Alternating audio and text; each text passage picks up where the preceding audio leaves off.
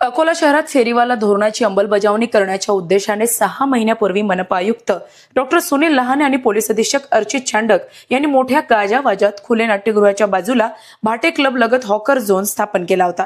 गांधी रोडवरील सुमारे 150 ते 200 पथविक्रेत्यांना 1 ऑगस्ट पासून या ठिकाणी स्थलांतरित करण्यात आले होते। मनपाने हॉकर झोनमध्ये आवश्यक त्या सर्व सुविधा उपलब्ध करून दिल्या।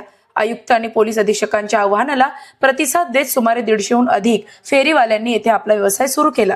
दिवाळीपर्यंत ग्राहकांचा प्रतिसादही मिळत होता। मात्र दिवाळीच्या पार्श्वभूमीवर खुले नाट्यगृह ते जैन मंदिर आणि गांधी रोड ते सिटी कोतवाली परिसरात काही किरकोळ विक्रेत्यांना महापालिकेने तात्पुरती दुकाने लावण्यास परवानगी दिली। त्यानंतर हॉकर झोन मधील बहुतांश विक्रेत्यांना पुन्हा रस्त्याच्या कड्याला महापालिकेच्या इमारतीलगतच तसेच गांधी रोडवर सिटी कोतवाली पर्यंत हातगाड्या लावण्यास सुरुवात केली।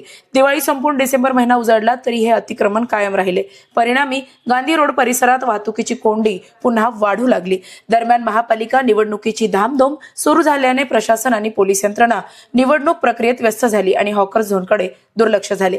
मात्र आता निवडणुकीची प्रक्रिया पूर्ण होऊनही रस्त्यावरचे अतिक्रमण कायम असल्याने नागरिकांमध्ये नाराजी व्यक्त होत आहे।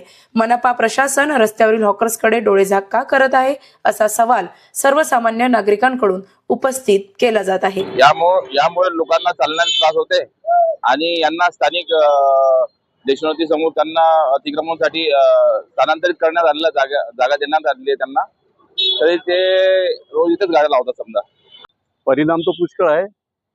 2006 मध्ये बी अशीच परिस्थिती होती आणि आज बी अशीच परिस्थिती आहे। ऑगस्ट महिन्यामध्ये एसपी साहेबांनी एसपी ऑफिस मध्ये मीटिंग घेतली होती की एसपी साहेब आणि महानगरपालिका मिळून सध्या हे सगळे आतमध्ये बसतील म्हणून।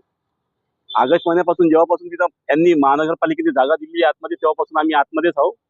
आम्ही काही बाहेर व्यवसाय करत नाही, पण महानगरपालिकांनी याच्यावर दुर्लक्ष नाही केलं पाहिजे, याच्यावर लक्ष दिलं पाहिजे, तर हे सगळे लोक व्यवस्थित व्यवसाय करतील इथे आणि सगळे लोक जर इथं आले तर व्यवस्थित व्यवसाय होतो। सामान्य नागरिक म्हणून रस्त्यावर चालणं अशक्य आहे। एक शहरामध्ये फुटपाथ नाही आणि जिथे कुठे रस्त्याच्या कडेला जागा असते ती अतिक्रमण करणाऱ्यांनी पूर्ण व्यापलेली आहे।